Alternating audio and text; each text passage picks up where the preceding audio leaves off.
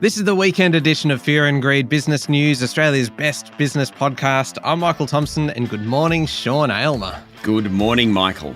Sean, our weekend show is all about the two of us each nominating what we think is the biggest story of the week, and we also look at the most remarkable story, and we pick out a sleeper story and then our favourite story. And every week we're joined by our adjudicator, our esteemed colleague from Fear and Greed, Adam Lang. Adam, good morning.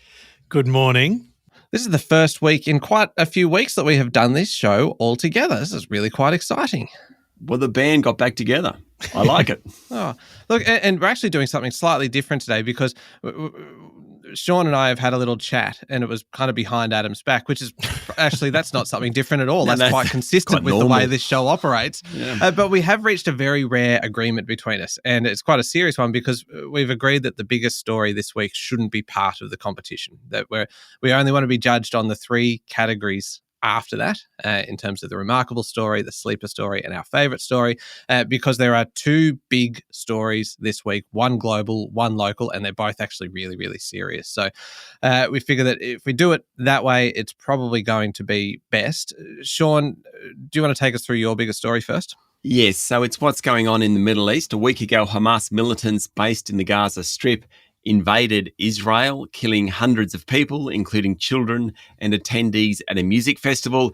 The incursion definitely surprised Israel and triggered an outpouring of emotion and anger around the world. Israel responded, bombarding parts of Gaza. Where it stands now, the death toll on both sides is being counted in the thousands.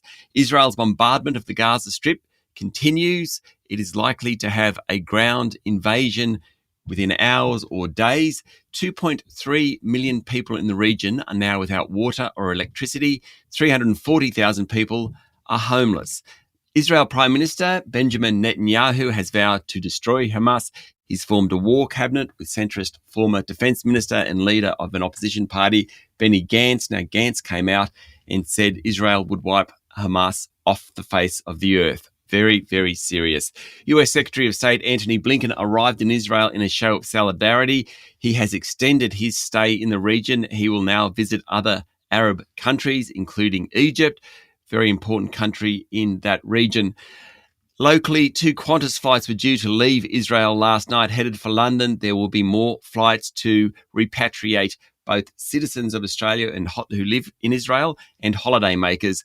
Pro-Palestinian rallies, pro-Israeli rallies are planned over the weekend.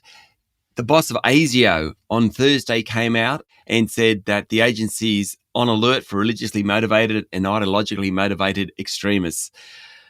I'm not sure how to wrap this up. It's a very, very serious situation. Iran is a major player in all this. How hard will Israel go in Gaza? Public relations in this is critical. There was a horrendous story about a beheaded child. People have come out and said that's actually not true. Israel has released photos of children who are obviously deceased. It's really hard to get your head around what's going on there. The world's on a knife edge on this one, and it's a very, very sad situation. It certainly is, and it's a story that is just constantly evolving. It is changing by the day, by the hour, isn't it? So it is just really quite confronting watching it, even from the other side of the world. Now, Sean, the other big story is, of course, one that's happening here at home, and it is the referendum on the Indigenous voice to Parliament. It's been such a big story for so long. We've been talking about it for months, and now it's kind of finally here. And depending on when you're listening to this podcast, you're either heading off to vote today, or if you're listening perhaps on Sunday, you might have voted yesterday, in which case you probably already know the outcome.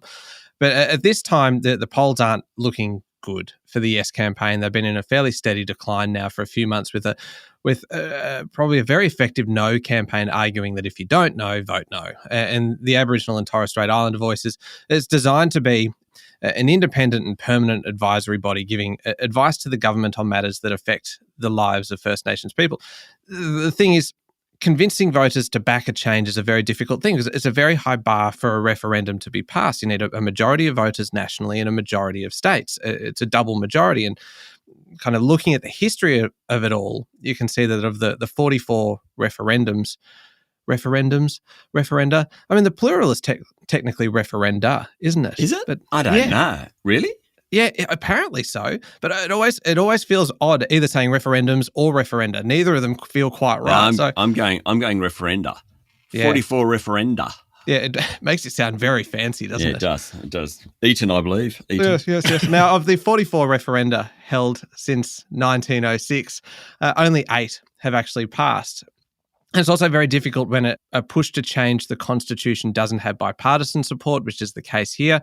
And the opposition, led by Peter Dutton, has opposed the voice, suggesting instead a legislated alternative rather than constitutional change. Now, the Prime Minister, Anthony Albanese, has obviously campaigned very strongly for the Yes campaign, so it has become a very political battle. And now Australians will have their say. And so I suspect this will probably be the political story of the year, just because it has dominated so much of the public discussion. It is a big story, and of course, one that a lot of Australians are really very, very passionate about. Thank you both for allowing me not to have to judge this week on this. Now you bring that up. These are very serious stories. Incredibly. But I wouldn't mind seeing Adam squirm just a little bit about it. They are deeply human stories, first and foremost, in both cases. But they also, as we know, have an ephemeral impact on business. But they can't be judged. So I think they are the biggest stories of the week. Thank you both. Okay, shall we jump into the competition now? This is where it's, and really now that we're just talking with just 3 categories, it's going to get quite intense now between us. Very quickly, Adam, and I say this, I'm underlining the words very quickly. Could you give us a summary of the criteria? What are you looking for? All right. Topicality, timeliness, economic impact. Of course, we're a business show, and that's where it really centres for me. Of course, then there is my subjective bias, and we love a bit of melodrama. Okay. All right. Well, I might go first. Yeah, I mean, melodrama is your sweet spot, I think. Oh, melodrama. That is rubbish, Sean. I've never, ever. He's doing it already. I'm not. Okay. Okay. Most remarkable story this week. We love big deals here on Fear and Greed. And I love them in particular for this show because they tick every one of those criteria for victory that, Adam, you've just outlined. We've got economic importance and you've got timeliness, and I've forgotten the other ones already, and melodrama, which isn't actually needed because this deal is just so big, so colossal, so hugely globally significant that it dwarfs everything else before it. So melodrama is not required. The ACCC, the competition, even as I say that, I'm like, you're being ridiculous, Michael. No. Go on. The ACCC, the competition regulator, has given the green light to a $19 billion bid for Origin Energy by Canada's Brookfield and EIG, its US-based partner. The ACCC says the public benefits outweigh the likely disadvantages, and I think that's actually quite remarkable. So you've got ACCC Chair Gina Cass-Gottlieb saying that the acquisition will likely result in an accelerated rollout of renewable energy generation, which should lead to a more rapid reduction, right, in Australia's greenhouse gas emissions. Now, there are some competition concerns because of Brookfield's other interests and assets in Australia. But don't you think it's fascinating that the ACCC says those potential competition issues are less important than the nation's energy transition and the impact that this deal can actually have on that? It's remarkable just to see the priorities essentially laid out like that. Anyway, it's not quite a done deal. It still needs Foreign Investment Review Board approval, still needs approval from Origin shareholders, which could be a little bit tricky because of questions over the value of the bid, but still remarkable. And at the risk of kind of combining 2 stories into one, a quick honourable mention of an even bigger deal. ExxonMobil's $59.5 billion US deal to buy Pioneer Natural Resources. Just one of the biggest oil and gas companies in the world buying a US rival in what Reuters says was a deal done in just a couple of weeks. So for all of this talk of the importance of renewable energy, and the significance of that transition here in Australia, clearly Exxon feels that oil and gas will still be playing a major role long into the future. Put it all together, no melodrama required, simply the most remarkable story of the week. You know what's remarkable about that story, Michael? What, Sean? The fact that you picked it. That is remarkable. What, because I got to it first? I beat you to it. Some takeover that's been going on forever and just got the ACCC approval, still got to get shareholder approval. Remarkable stuff that you picked that one. I'll tell you what's remarkable, though. Go on. What have you got? I've got a biggest ever story. You got to love those ones. The biggest cyber attack ever. Internet companies Google, Amazon, and Cloudflare say they have somehow weathered the internet's largest known denial of service attack. Is that not remarkable? Well, it's remarkable that it happened. It's remarkable that they weathered it. And there's 3 of them, so that's 4 remarkables. That's what I'm going to say. So Alphabet-owned Google said its cloud services business had prevented an avalanche of rogue traffic more than 7 times the size of the previous record-breaking attack last year. Break it. 7 times, and they somehow managed to stop it. Internet protection company Cloudflare said the attack was 3 times larger than any previous attack it had observed. Amazon Web Services division also said it was hit by a new type of distributed denial of service event. Now, a distributed denial of service event is a pretty basic form of attack. People just send a huge amount of traffic to servers. It's a fire hose of bogus requests for data. It makes it impossible for legitimate web traffic to get through. Google said in a blog post that in 2 minutes of one of these attacks, there were more requests in that 2 minutes than the number of article views reported by Wikipedia during the entire month of September. Totally remarkable. Biggest ever cyber attack, and they prevented it. Remarkable, Adam. That is truly remarkable, and was particularly remarkable in August when this cyber attack occurred. No. It began in late August. It only came this week to fruition. Oh, okay. You goose. No, that's fine. That's fine. Go on, Adam. Separate these 2. Thank you. So, Michael's story, I love it. It's a green light for green energy with Origin. Oh, that's good. And of course, we have another green light, but keeping fossil fuels alive. And we know they're necessary in the transition. So big deals, but on almost opposite sides of this changing industry. Really fascinating. Sean, yours is a great story. Thank God it didn't happen. Like, imagine if all those went down. Yeah. Like the whole world, parts of it would have been throttled into probably restricted trade.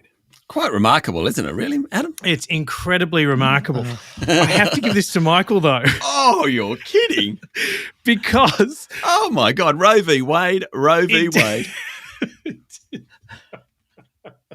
Oh, dear, Adam. I'm never going to live that down. You're not going to live this one down either. The biggest ever internet attack versus a deal that's been going for 3 months. The attack was fended off. It didn't happen. And so there's one thing that the outcome didn't actually impact. I think it's embarrassing for the show that you picked that as a winner, Adam. Goodness me. This is appalling, isn't it, Adam? Just the lack of respect for the judge when I think you're doing a sterling job today. Today, I say. So let's see how you go after the break. We're going to take a very quick break and we'll come back with a sleeper story of the week.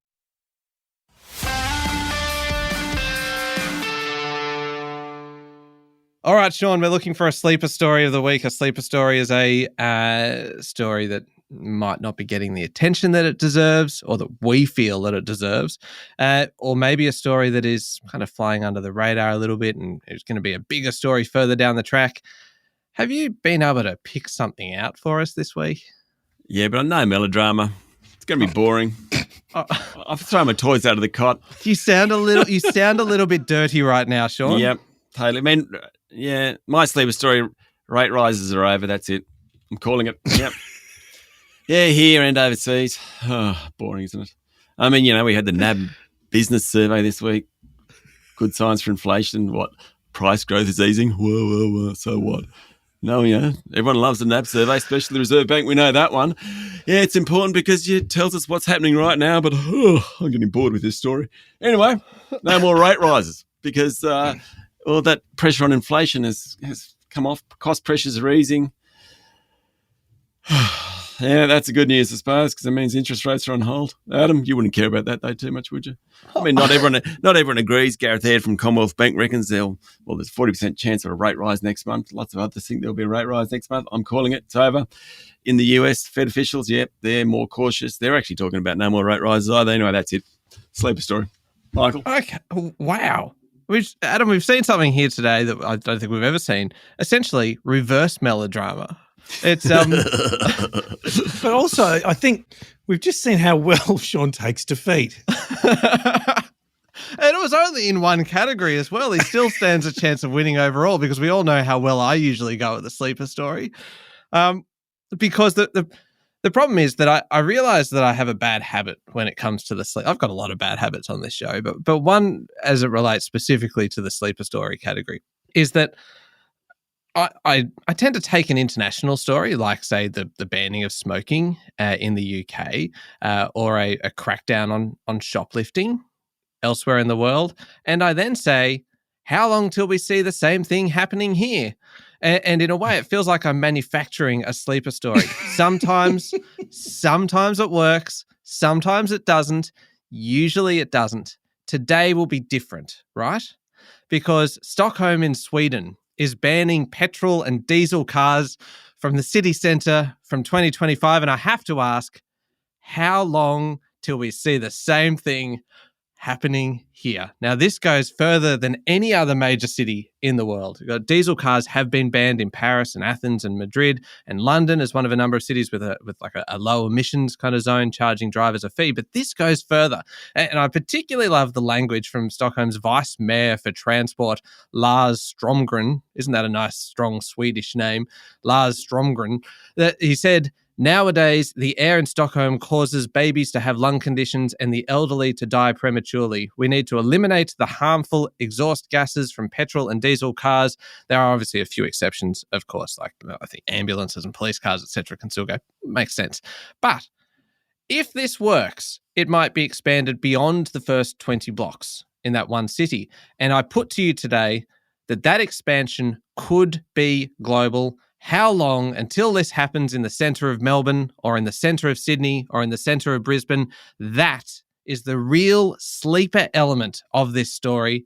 What a sleeper story. 2-0.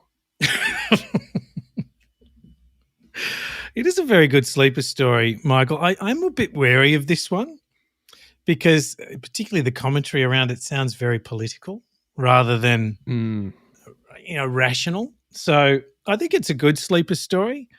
I didn't really get there on the subjective bias. Economic impact is limited. Not bad on the melodrama too.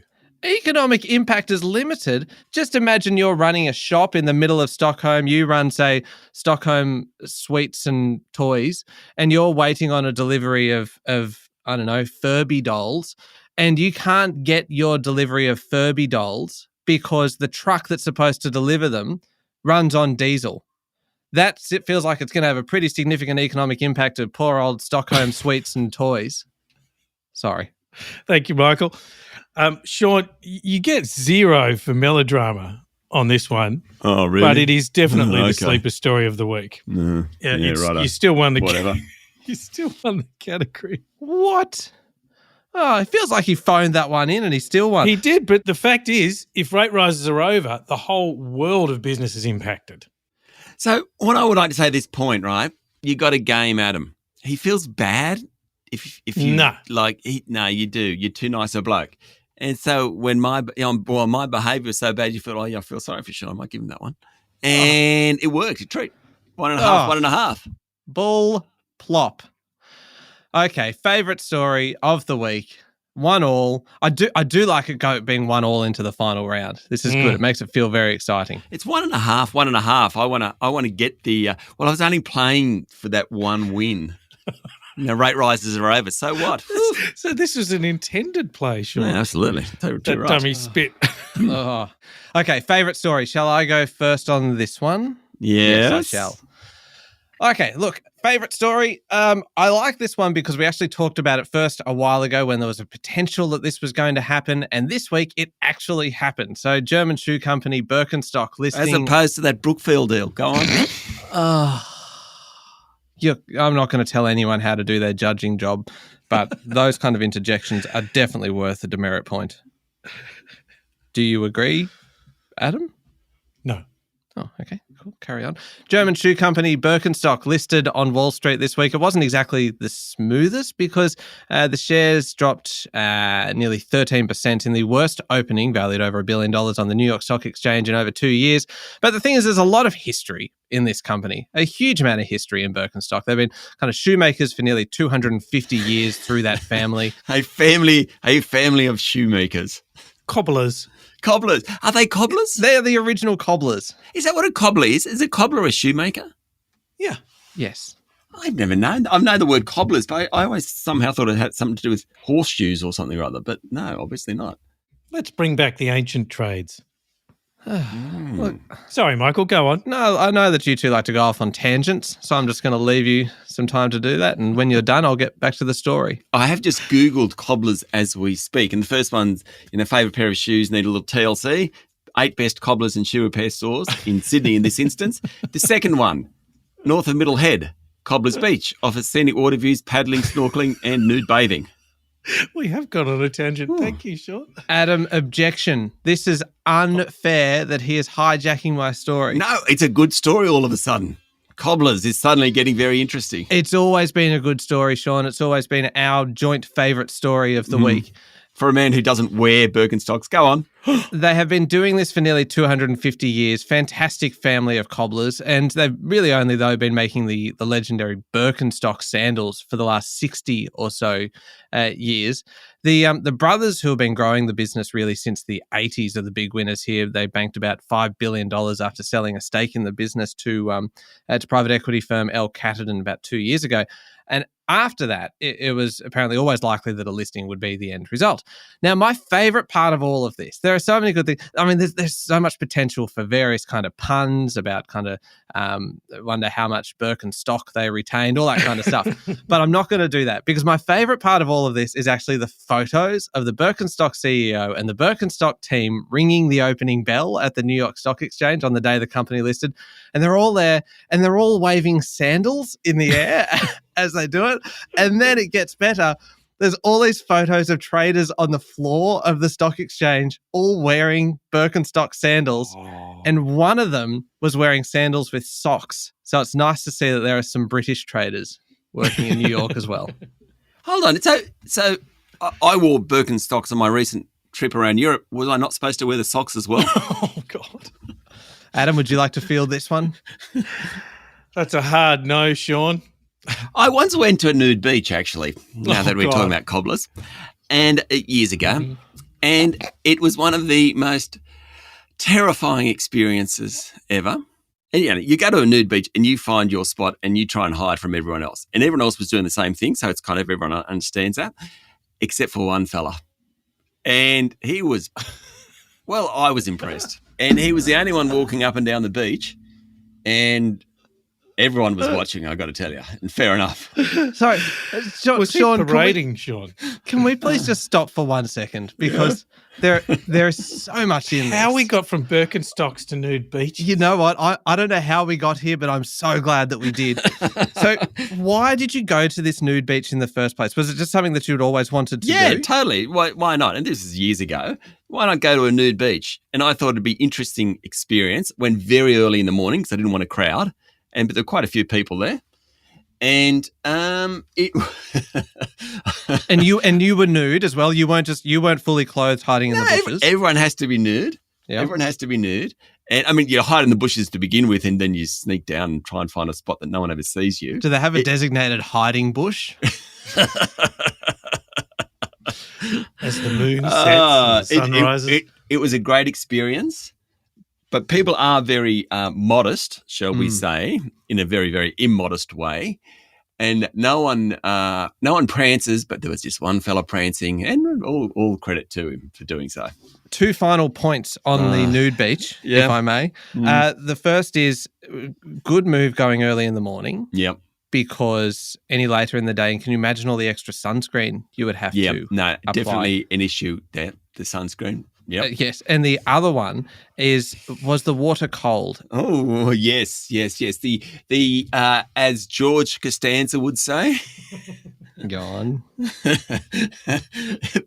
There's a great episode of Seinfeld where he says, but, the water was cold. And we all knew what he was talking about. Yeah, the water's cold, but it's cold for everyone, Michael. Cold for everyone. Yeah.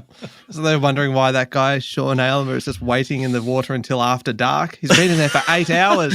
His skin's like a prune. Too scared to emerge while people are still here.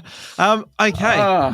Look, we took a bit of a journey there, didn't we? We did. We can cut all that out if you'd like. We certainly won't. Now, what's your favourite story? You know what? Your favourite story should just be your trip to the nude beach. It is. My trip to the nude beach is my favourite story. My second favourite story, just for the record. Passports might become obsolete. Eventually. Maybe, sort of. Now, this is one of those Michael stories where you take something that's happened overseas, extrapolate it, and say, yes, it's going to happen here at some point. Well, it will happen here at some point. Maybe not next week, though. The whole idea is to have the passport on your phone. So there was a story in the Herald and the Age this week that said a bunch of places around the world are trialling e-passports. Finland is one of them. It's got a digital travel credentials, they're calling it. And basically you fly out of Helsinki to a couple of cities in the UK and vice versa. You don't need a passport. You just have this digital travel credentials. Very restricted trial, but it started. Singapore will next year begin using biometric data to streamline processing through Changi Airport. This is when you're leaving Singapore. So biometrics will be used to authenticate departing passengers. You don't need to show the physical passport. To get into the country, you will need the physical passport. To leave, you won't. Thing about that, though, is it's a step in the right direction. In Europe, the EU digital identity wallet is expected to be made available to 80% of all EU citizens by 2030. Now, Australia has talked about this. Back in 2015, we were talking about doing it with New Zealand. The idea stalled. Steps in the right direction. This is very exciting. My favourite story. What about the passport stamps, Sean? Yeah, I know. Some people like their passport stamps, and that's fair.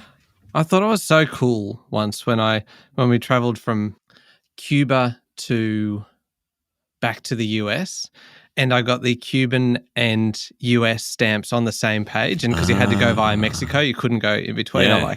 I thought I was kind of like this. That is like the ultimate kind of thing to do as like a geography nerd kind of thing, to get those two stamps on the same page. I'm like, yep, I am done now. I did it. What are people going to do now if we've got an e-passport? That's just somebody please think of the stamps.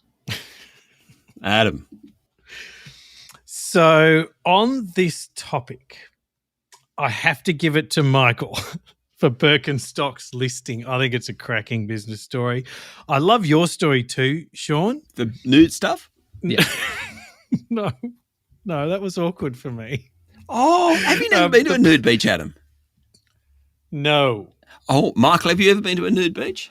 I have not. Live your life, fellas. Live your life. Do it once. Are you proposing a fear and greed trip to a nude beach? Sean? Well, I mean, why not? Invite listeners along. Make it a big kind of. We could do a live show.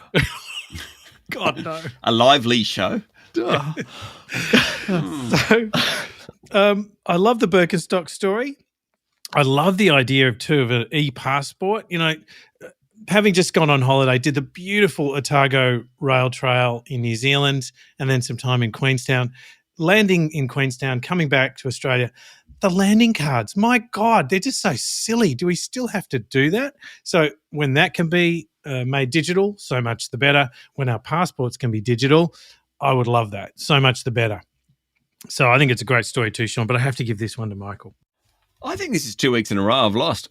Both judges have been duds. Adam and Jen Duke last week. Sorry, Jen, if you're listening. We love you, but you're a dud judge. 2-1. Do we have a score? It was really, really close. Real so close. Michael, 67 points. This is out of 75, isn't it? Yeah, out of 75. Yep. Mm-hmm. Oh, can't we just get the 25 out of 25 for the top one? So Michael comes in at 92 points. Can we do that? Okay. Excellent. In which case you came in at 89. Sure. That's not close. That's like it's a landslide, as Donald Trump would put it. Yeah. That's a comprehensive victory. The people have spoken. the people have spoken via their champion, Adam Lang. Well done, Adam. You've done us all proud this week. Thank you, Adam. Thank you both. And thank you, Sean. I'm just going to regret this particular weekend edition for the rest of my life. Got nothing to do with the stories. It's okay. It's just one public record. Make sure you're following the podcast and join us online on LinkedIn, Instagram, X and Facebook. I'm Michael Thompson, and that was Fear and Greed Business News. Have a great weekend.